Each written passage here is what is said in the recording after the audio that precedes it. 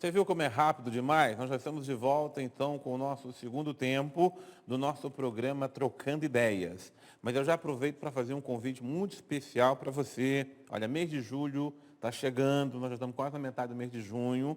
Nós vamos iniciar aqui na Canção Nova, no mês de julho, vamos dar a partida no mês com um acampamento muito especial. É o acampamento Curados para Amar.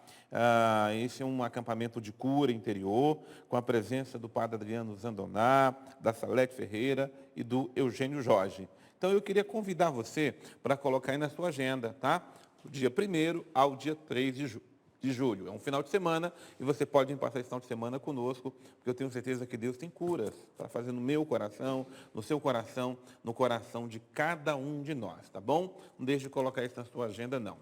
Bom, no bloco anterior nós terminamos falando sobre dízimo e eu vou aproveitar que tem um padre que está aqui conosco, além de mim, né, também Deus ser padre também, mas já aproveitar para apresentar o padre Tiago.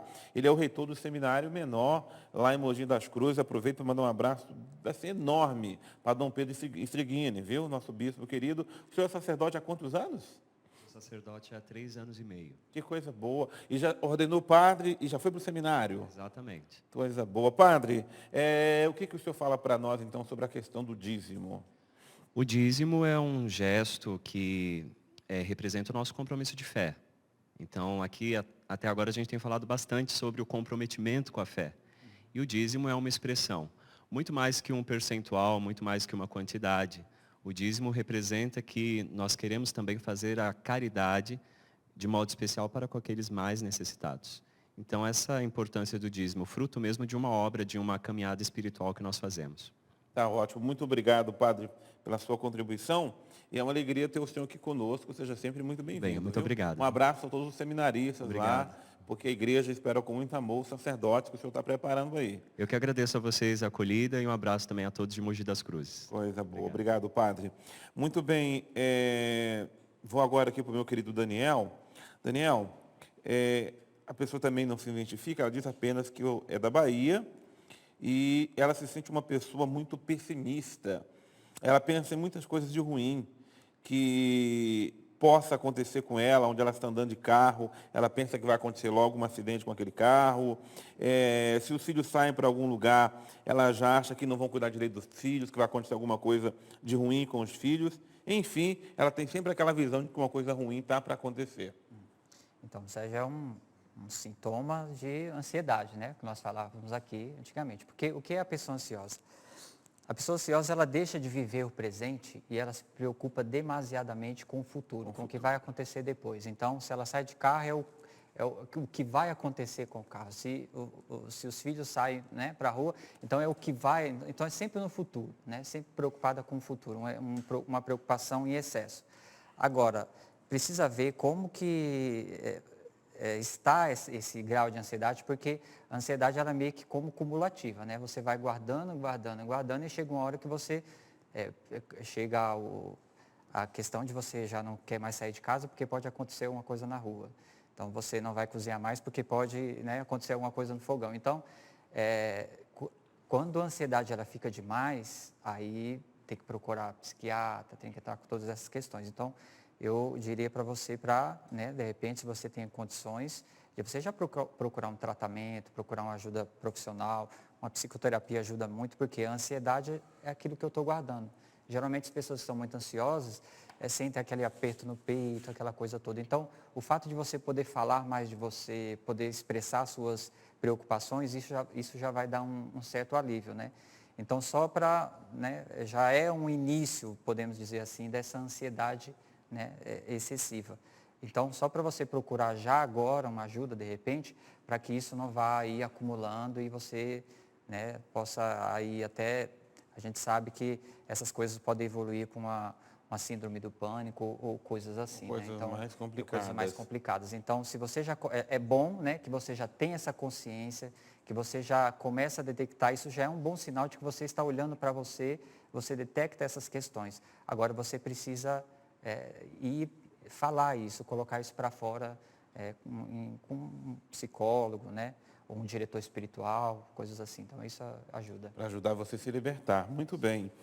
Gabriel, a Vanessa Maria, ela diz, eu sou Vanessa, sou de Caruaru, Pernambuco. Minha pergunta é bem direta. Como ser jovem, santo, de calça jeans, amando como Jesus, no mundo onde somos reféns do medo e do julgamento dos outros? Vanessa, essa é a minha dúvida de todos os dias.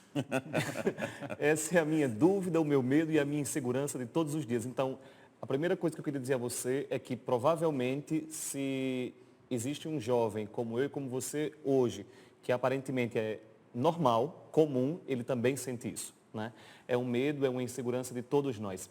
Como ser santo nos dias de hoje? Conhecendo o verdadeiramente santo, né? A pergunta que Vanessa fez é exatamente a pergunta do jovem rico, né? Senhor, o que fazer para ter a vida eterna? Senhor, o que fazer para ser feliz? Senhor, o que fazer para que eu seja um homem realizado? E aí Jesus diz, vive os mandamentos, né? Agora, se nós queremos dar um passo adiante, se nós queremos fazer aquilo que Jesus fez, nós precisamos deixar as nossas riquezas, os medos, as inseguranças, o desejo, e o Daniel pode dizer melhor do que eu, o desejo de uma autoaceitação em todo momento, né? E viver conforme Jesus nos pediu há 2000 anos. Né?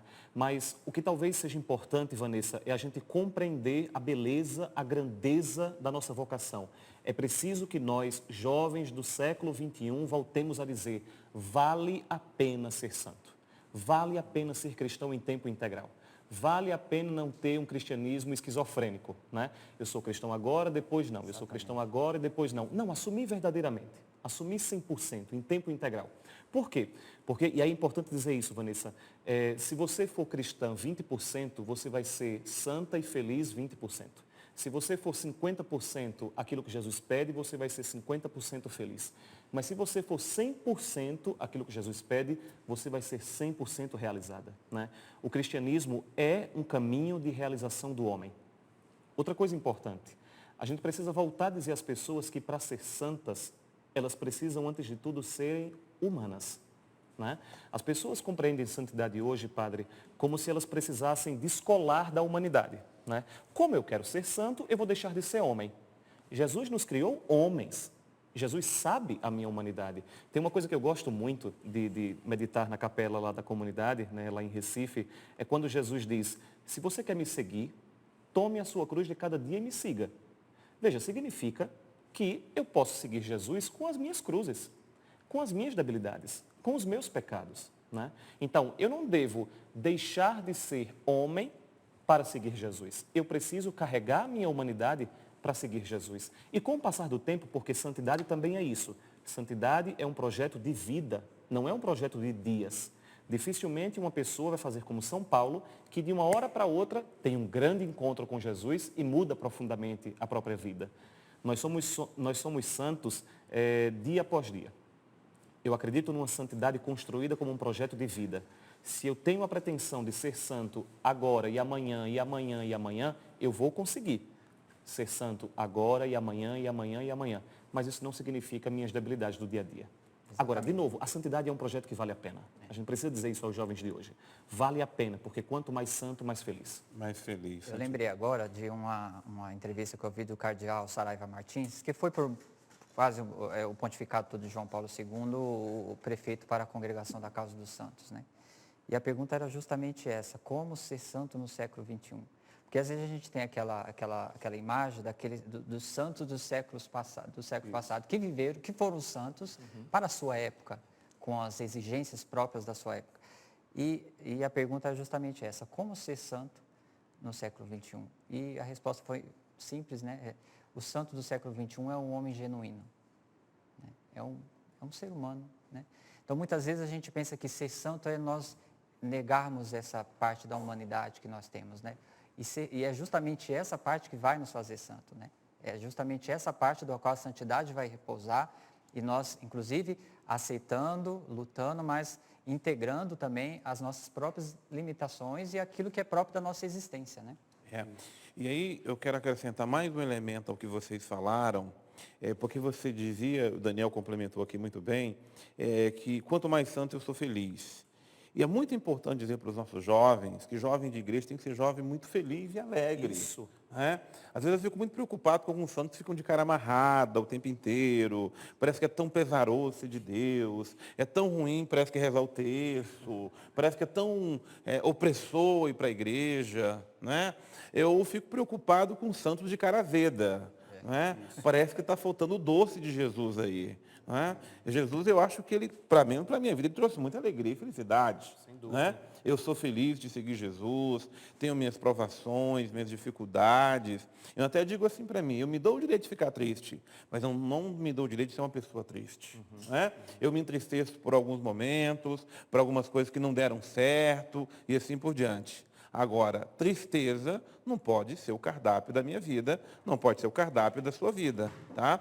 Agora, a nossa alegria também não vem das coisas fúteis do mundo. Não é? As pessoas têm o mundo tem uma alegria que é muito superficial, muito passageira. Às vezes as pessoas estão tendo alegria em coisas que simplesmente deixam as pessoas vazias.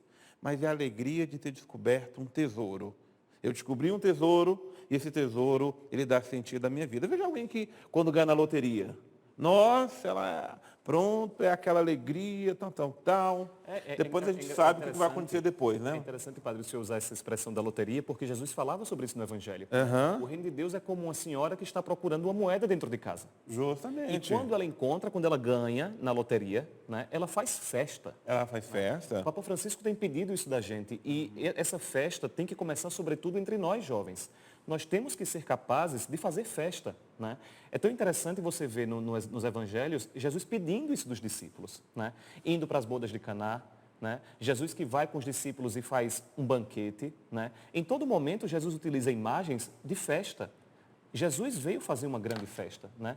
Os fariseus, inclusive, um cristão que vive com cara amarrada é um pouco fariseu. Né? Os fariseus é que tinham descoberto Deus de forma triste. Os fariseus é que eram como aquele filho do pai pródigo.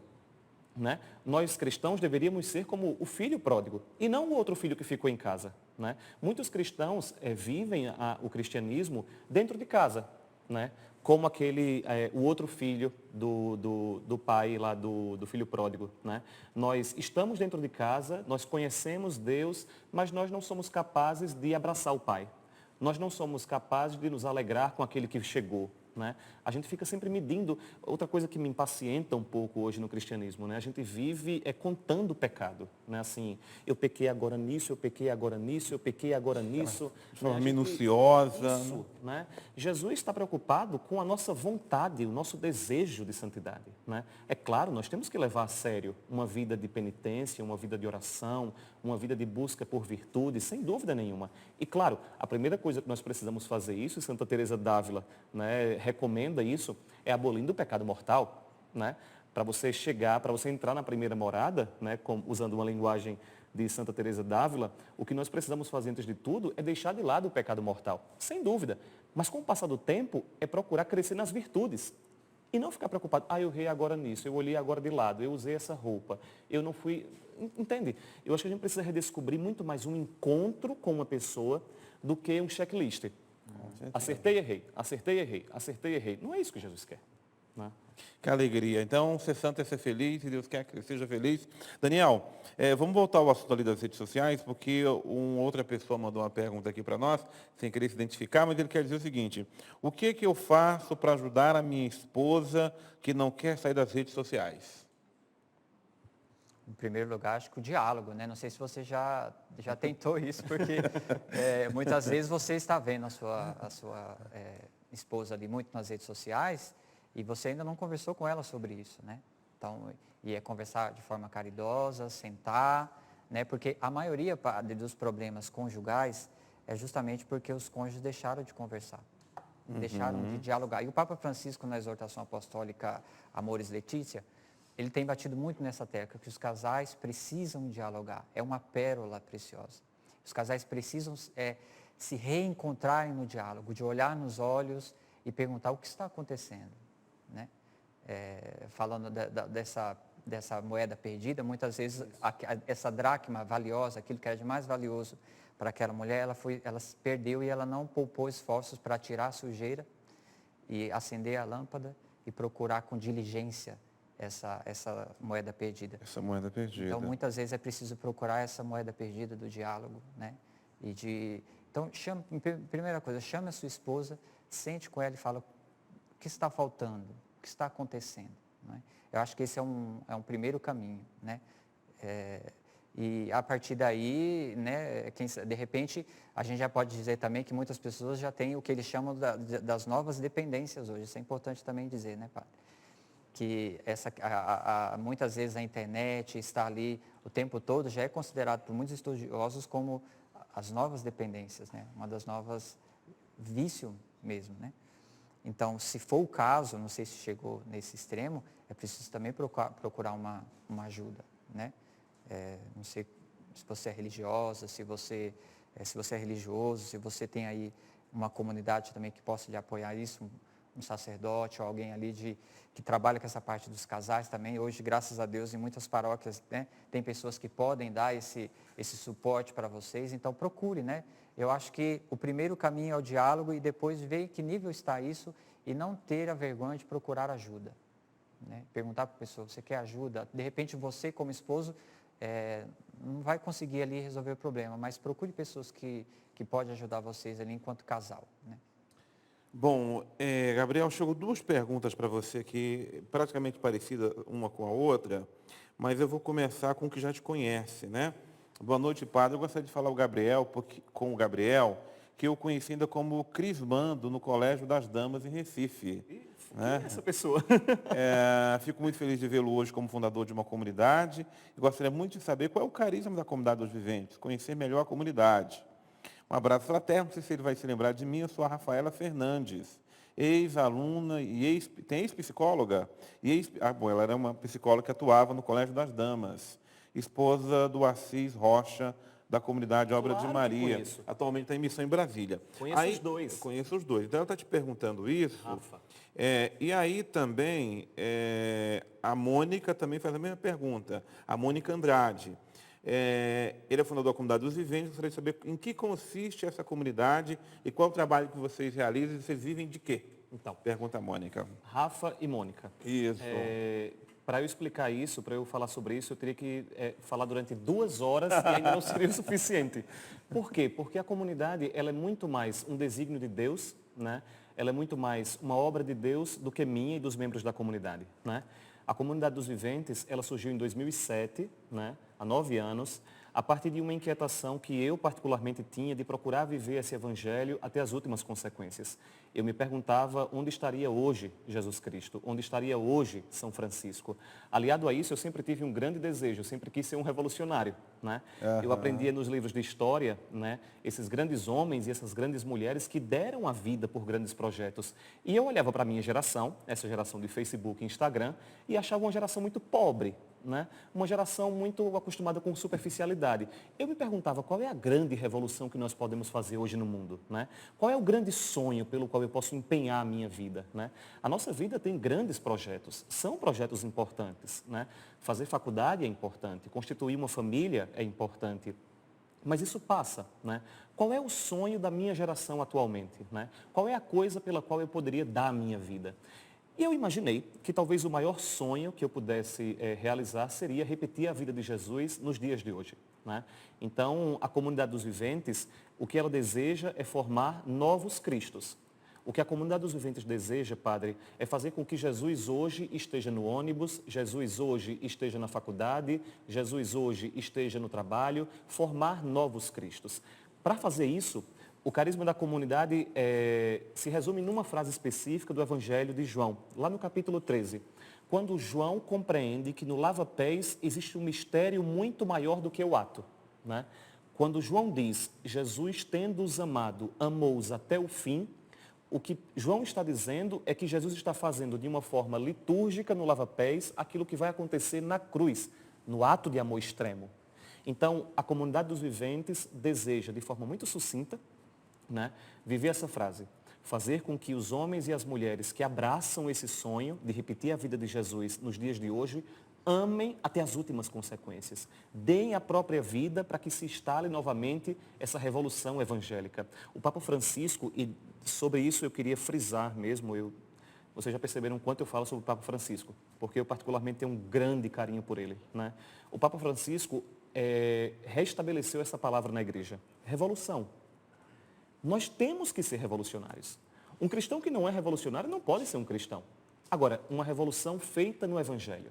Quem de fato vive o Evangelho, e os grandes revolucionários como São Francisco, Madre Teresa de Calcutá, o Monsenhor Jonas Abib, né? Santos que já passaram por este mundo e santos que estão hoje vivendo sobre esta terra, que empenham a própria vida na vivência do Evangelho. Então a comunidade dos viventes é isso. Um punhado de homens e mulheres que querem dedicar a própria vida no ambiente em que elas estão para atualizar a vida do Cristo hoje, amando até o fim, amando até as últimas consequências. Amém, muito obrigado, muito bem respondido para nós. Daniel, ainda dá tempo de responder uma pergunta ainda. Eu acho que a pessoa se chama Dani Durro, é o que eu entendi aqui. Ele gostaria de perguntar para você como é que faz para ser santo no matrimônio. O matrimônio por si só já é um caminho de santidade. Aliás, toda vocação, né, ela É bom lembrar aqui que eu sou padre, o Daniel é casado. Já há quanto tempo, Daniel? há 2 anos. Há 2 anos. E o Gabriel é celibatário. Isso. Coisa boa. Tá vendo? São vocações a qual Deus chama. E o Daniel quer frisar que é possível ser santo em cada uma delas, né, Inclusive Daniel? o matrimônio, por si só, você viver no matrimônio já é um caminho de santidade. Você não precisa... É o sacramento. Já é um sacramento, né? É um sinal visível de Cristo ali, né? Vocês como casal. Então, repare que a convivência a dois, a convivência ela não é fácil, né? Assim como os padres que precisam, tem também as suas exigências próprias do chamado, né? Então, eu diria assim, viva integralmente o seu matrimônio ali na relação com a sua esposa, aquilo que o Papa Francisco falou muito, a questão do diálogo, ele falava muito para os casais, né? Tem dia que voa pratos, né? Tem dia que a coisa pega, né, no matrimônio. Mas às vezes um gesto, não precisa nem falar, o Papa fala muito isso, né? Mas às vezes um gesto de carinho, né? Um gesto simples, né? De carinho. Esse final de semana mesmo, por exemplo, minha esposa está grávida, né? E aí tem as dificuldades do enjoo, está ali nos primeiros meses, né? Olha, eu passei o final de semana inteiro, né? Esse próximo final de semana, lavando louça, né? Você é uma coisa que que são coisas simples que a gente vai fazendo no matrimônio e isso vai nos tornando pessoas santas, né? Que muitas vezes nessa pergunta, o que eu posso fazer, né, para ter um matrimônio santo, a gente quer caçar coisas fora e essas coisas já estão dentro, né? Então, viva aquilo que já está ao seu alcance e isso vai te fazer santo. Coisa boa. E eu tenho certeza que viver de uma forma íntegra o matrimônio, não é? Se dedicando para as exigências próprias, não é, do matrimônio, você vai se tornar-se um grande santo, uma grande santa, não é? Porque o matrimônio, por si mesmo, ele tem as suas exigências. Às vezes a gente pensa que exigência é aquela coisa que é difícil, insuportável, não dá para se viver. Não, é aquilo que nós falamos da santidade antes, né? Viver o ordinário da vida, não é? Ser fiel ao seu marido, ser fiel à sua esposa, cuidar bem de casa. E aí eu chamo a atenção para um desafio muito grande para os casais. Acho que o matrimônio é um desafio, mas um desafio maior ainda é criar filhos. E criar filhos para Deus, conforme o casal promete no dia do seu casamento, educá-los na lei de Cristo e da igreja, é um desafio muito grande. Padre, tem um exercício que nós fazemos na comunidade e que talvez sirva para padres, celibatários, casados, todas as vocações. A pergunta é a seguinte: como Jesus faria? Como Jesus lavaria prato? Como Jesus cuidaria dos próprios filhos? Como Jesus seria, até cometendo talvez uma heresia, me perdoe, mas se Jesus fosse casado, como ele seria? Entende? Se nós brincarmos com isso, dia após dia, momento após momento, por exemplo, agora nós podemos ser santos. Se nós vivermos este debate como Jesus viveria, nós sairemos hoje daqui santos. Entende? Esse é o desafio, viver como Jesus viveria.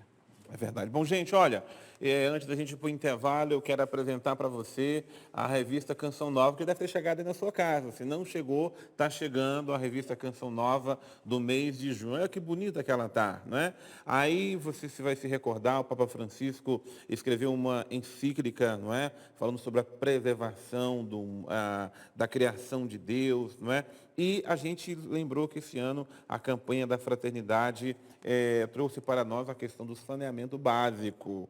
Unindo uma coisa com a outra, o tema da revista esse mês trata justamente disso, tá? Tem um artigo muito bom, escrito aí pela nossa equipe de jornalismo sobre esse assunto. Então, você já recebeu, leia, se você não recebeu, você vai receber. E não se esqueça que dentro da revista, ó, tem um boleto ali dentro, tem um boleto. Não joga esse boleto fora não, pelo amor de Deus. Esse boleto é muito importante para a nossa missão de evangelizar, tá? Não esqueça então de contribuir, não esqueça então de pagar o boleto esse mês. E se você não é sócio, é muito simples. Você pode ligar agora para nós no 12 3186 2600 e dizer: eu quero me tornar um sócio da Canção Nova. Eu era sócio, deixei de ser, então volte a ser hoje mesmo. Ligue para nós, 3186-2600, o nosso DDD é o 12, e nós estamos aqui à sua disposição, esperando a sua ligação. Nós vamos agora para mais um breve intervalo, e daqui a pouco nós voltamos com você, trocando ideias.